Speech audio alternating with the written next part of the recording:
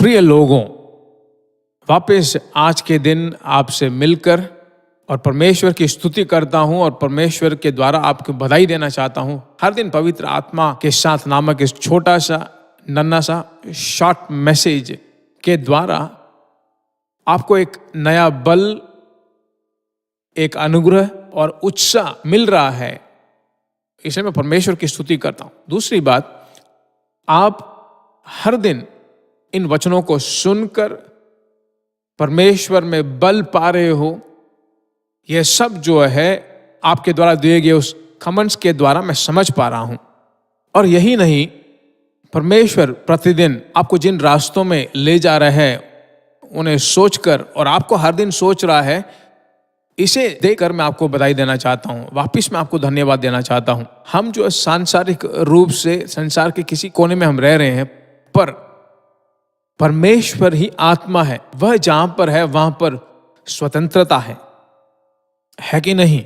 प्रेरित पौलुस कोरिन्थियों की पत्री में, दूसरे कोरिन्थियों की पत्री 3 अध्याय के 17वें वचन में कहता है, तो आज के दिन जो है पवित्र आत्मा के साथ बात करके, आत्मा में भरकर प्रार्थना करके, उसकी आवाज को सुन के, एक ही रास्ता, उसके अभिषेक को प्राप्त करके, अच्छी तरह से बाइबल पढ़कर, स्तुति करके, प्रार्थना करके, तब परमेश्वर की इच्छा जो नहीं है उसे रोककर सही मार्ग में आपको चलाता रहेगा।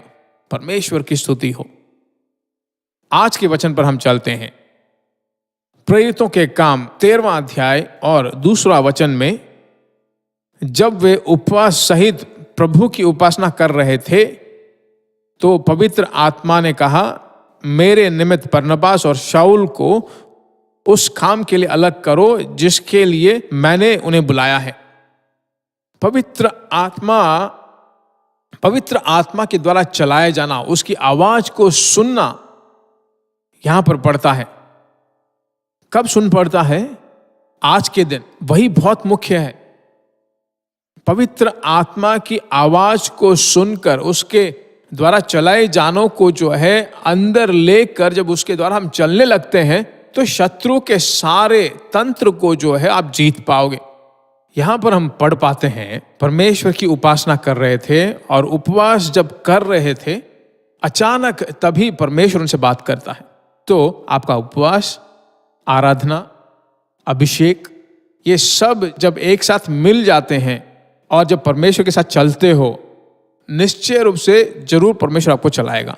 निश्चय रूप से परमेश्वर का आवाज आप सुन पाओगे। आपके भीतरी रूप से एक साफ सुथरा गाइडेंस आपको मिलेगा। तो उपवास, उसकी स्तुति करना, उसकी आराधना और अभिषेक से भरकर प्रार्थना, ये सारी चीजें जो है परमेश्वर आपको सिखा रहा है।